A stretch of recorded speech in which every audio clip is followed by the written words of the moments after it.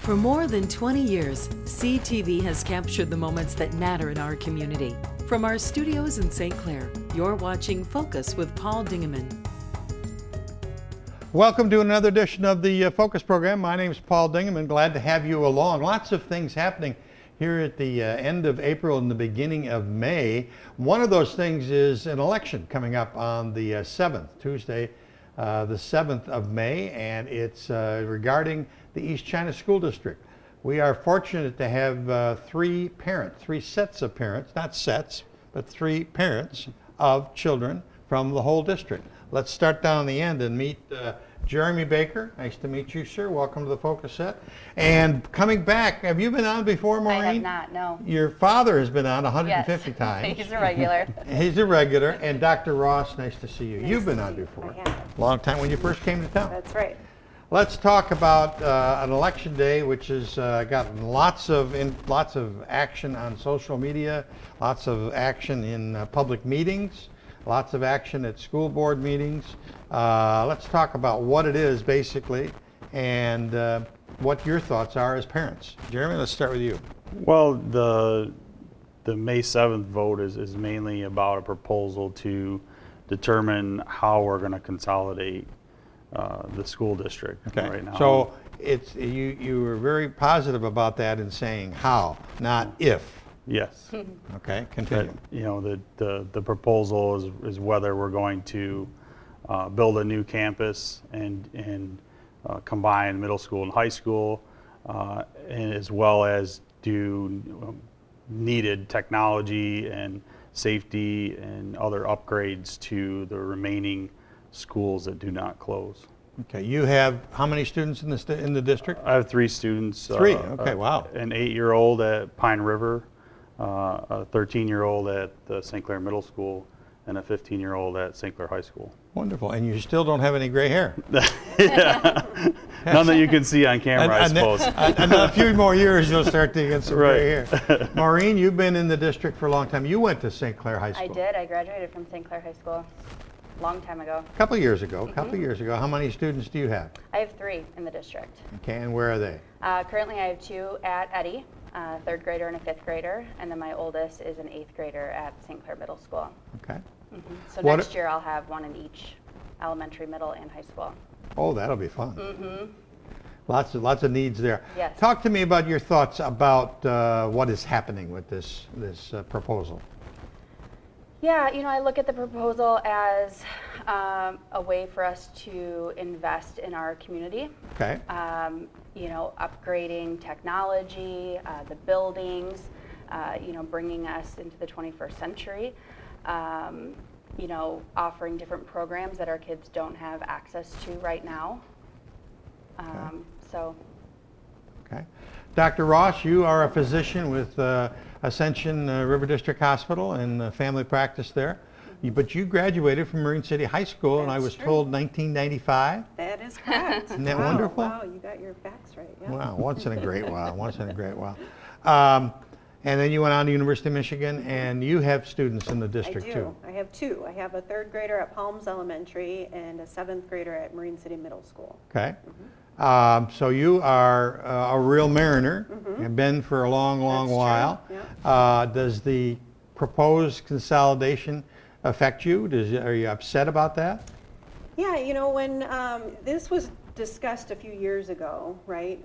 Possible consolidation, and that didn't go very far, I think. Right.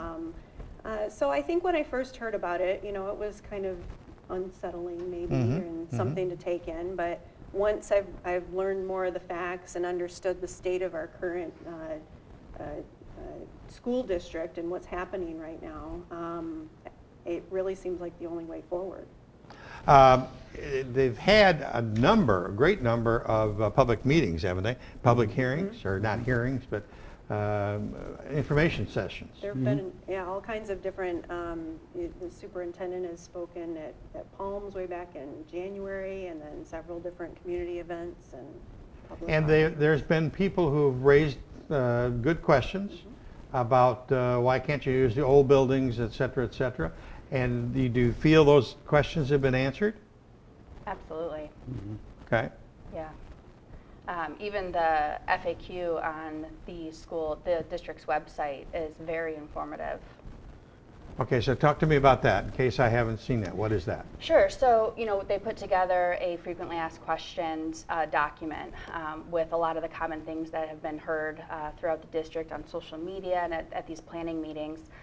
And they have laid out all of the information to answer those questions. So, everything as far as where the money's going, how to calculate the impact on you. Oh, okay. Lots of tax information. And then a breakdown for each school to show what upgrades are going to be done, for each of the elementary schools, for example, as well as the plan for the new campus.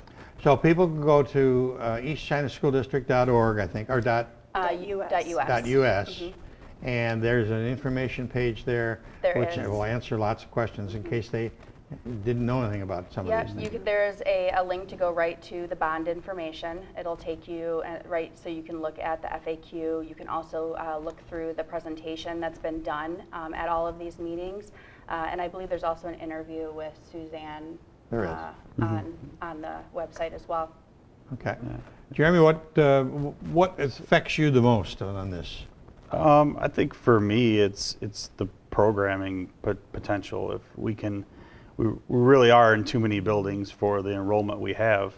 That was a big aha moment for me because I actually saw some of the schools that we were compared to in the state, and one happened to be my high school that I went to on the west side of the state before we moved over here. So I was very familiar with what that should feel like, and the fact that we have as many buildings as we have at this enrollment, it really became a point for me that, okay, I can understand how our finances are really strapped with bricks and mortar, basically at this point.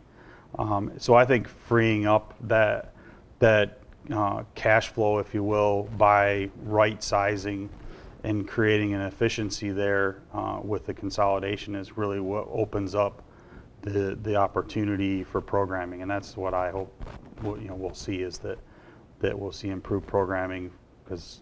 I have two of my children that will be directly impacted to that, and I don't see any reason not to, do our best at righting the ship a little bit and giving them the best opportunity to, take the best education. One of the things I think that has been pleasing for me to see is the involvement of so many people in this project.